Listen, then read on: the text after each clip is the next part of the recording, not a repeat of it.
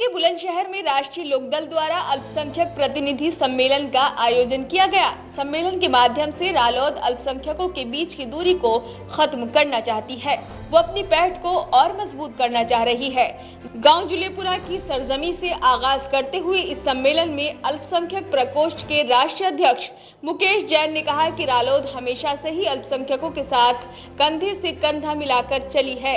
रालोद की सरकार ने ही उर्दू को मान्यता दी थी। पूर्व प्रधानमंत्री चौधरी चरण सिंह के 1978 में गृह मंत्री रहते हुए अल्पसंख्यक आयोग का गठन किया था। इसके अलावा चरण सिंह के प्रधानमंत्री रहते हुए भी 3 कैबिनेट मंत्री अल्पसंख्यक ही बने थे। उन्होंने रालोद के मंच से ये भी कहा कि अब अल्पसंख्यक और बहुसंख्यकों को मिलकर बीजेपी की सरकार को उखाड़ फेंकना है। पीएम मोदी ने कृषि कानून वापस करने के ऐलान को उन्होंने एक धोखा बताया। कहा कि 750 किसानों के मारे जाने के बाद प्रधानमंत्री मोदी की नींद 1 साल बाद खुली है। बता दें कि उत्तर प्रदेश में अगले वर्ष 2022 में विधानसभा चुनाव है, जो कि काफी नजदीक है। अब ऐसे में सियासी पार्टियों ने वोटरों को रिझाने के लिए अपनी पूरी ताकत झोंक रखी है। अब देखना ये होगा कि रालोद का ये अल्पसंख्यक कार्ड कितना रंग लाता है। एसपीएन न्यूज के लिए बुलंदशहर से सुहेब खान की रिपोर्ट। बुलंदशहर की सरजमी से अल्पसंख्यक सम्मेलन का आगाज हुआ है।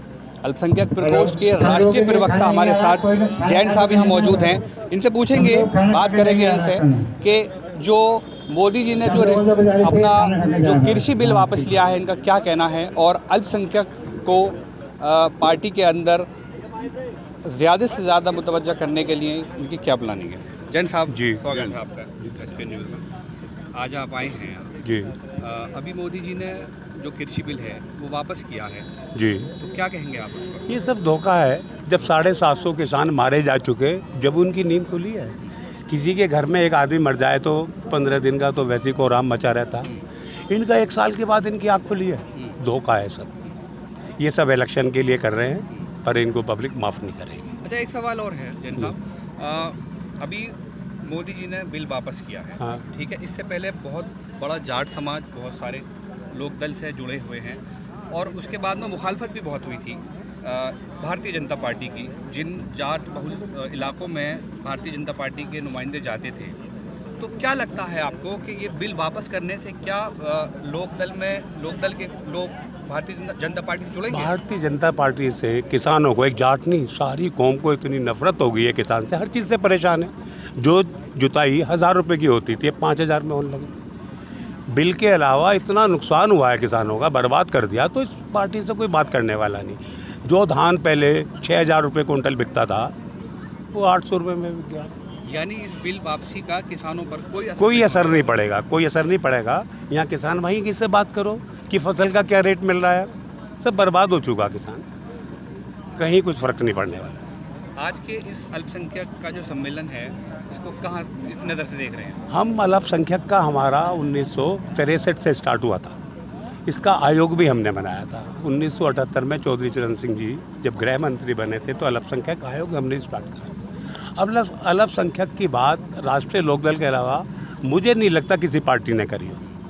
कोई भी काम ले लो, उर्दू को मान्यता दिलाने की बात हो, हर चीज़ में हमने एमएलए बनाया। 98 में थे 98 एमएलए आए थे, तो उसमें 12-13 एमएलए मुस्लिम थे। हमने 7 एमपी बनाए थे। जब हिंदुस्तान के प्रधानमंत्री चौधरी चरण सिंह जी बने, 3 कैबिनेट मिनिस्टर हमने बनाए थे। किसने बनाए थे? सब दिखावा था, करने का। हमने मुस्लिम कहाँ से जिताए थे? इस बात पे कभी आप जाओ जहाँ 2 लाख जाट वोट हुआ करते थे, 3 लाख मुस्लिम हुए, जीतते चले गए। अल्पसंख्यक का वही तो मतलब था। तो अल्पसंख्यक को भी सोचने की बात है कि कहीं ना कहीं गलती हुई है। तो मैं तो अल्पसंख्यक के बीच में ही हूँ, इनके सामने ही कह रहा हूँ, कहीं ना कहीं तो गलती हुई है ना। जब 3 कैबिनेट मिनिस्टर होते थे, 7 एमपी हमारे होते थे, अल्पसंख्यक के होते थे, कहीं तो कमी आई थी। अल्पसंख्यक का जो आज आगाज हुआ है अल्पसंख्यक सम्मेलन का, इससे कहीं ना कहीं अब अल्पसंख्यक बिल्कुल जागरूक हो चुका है। 100 के 100% आएगा। मैं 99% नहीं कह रहा, मैं अल्पसंख्यक 100 के 100% आएगा। ठीक है, बहुत बहुत शुक्रिया।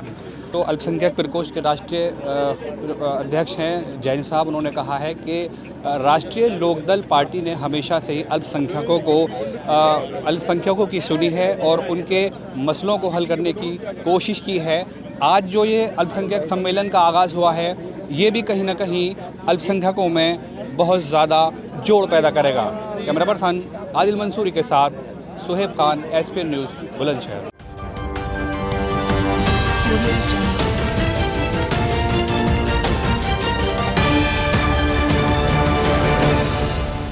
एसपीएन न्यूज़, जुनून सच का।